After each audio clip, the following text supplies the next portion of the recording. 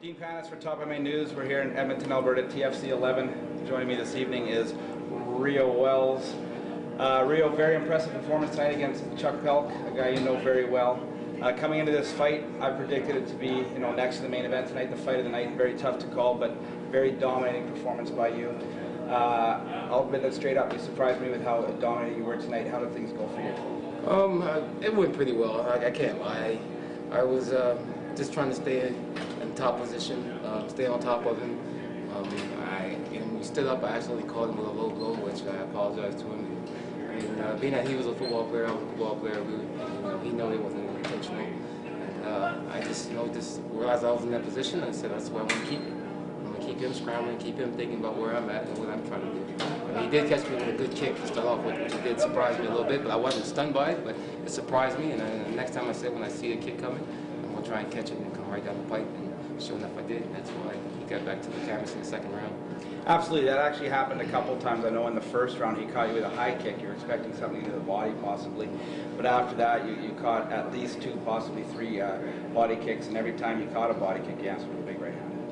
Yeah, think about it, we talked about it after too, and he was like, when you caught when you caught the leg kick and then you came down and you hit me, he's like, oh, I was surprised that that you was able to catch it. But I've been working with Ryan McGilvery and Steve Beaumont, and we spar and we go at it pretty hard. And those guys throw kicks at me because guys know that my hands are fast. So what the next thing to do for them is throw a kick to make me think about other things. But at the same time, it's not going to be my game plan. I'm just going to keep doing what I do. What I came to do tonight was get in a dominant position, and I was looking for a submission, but it didn't happen, so I ended up by going by strikes on him. Now you talked about the game plan, and with your background from the football, game plans are what you guys live and die by, and you know how important it is to not only come in with a good one, but execute it. No offense to you, but getting up in age, or you feel like you're kind of at this time, it's time to either put up or shut up, time to step up or step out? Yeah, exactly. I'm not going to make any excuses for any loss that I may come upon. Right now I'm 4-0, but as you win more, it gets tougher, and that's what I'm expecting. In order to become the best, you got to beat the best, and that's what I'm looking at. Who knows when we'll fight next? But you know what? If things are all right, then hey, we're gonna try and take the fight and see what happens. Like I say, there's gonna come a time when I lose, but you know what? You also got to be able to lose. I mean, when you lose, you also got to be able to learn from those losses. Well, that's one thing I like to talk to guys about. Is you're not going to win if you're scared to lose. You're definitely not scared to lose. You've done it before. How much are you enjoying this ride, bro? Coming from your football career, you might have thought the competitive side of you was gone, but it looks like you're having a hell of a lot of fun. Yeah, I'm having a lot of fun. It's not so much being able just to come out and fight. It's so much the training, the preparation for it. The getting up when I don't feel like getting up. The going and dealing with my strength and conditioning coach, Jean Francois. Having to go and see Rodrigo for privates, and it's a lot of things that that I feel like, oh man, I just want to take the day off. But I think about it, is my opponent taking the day off? Probably not. He's training just as hard as I am, so I got to step it up. And you must be great for the guys, I'll call them kids, and Ryan McGilvery, the kid himself.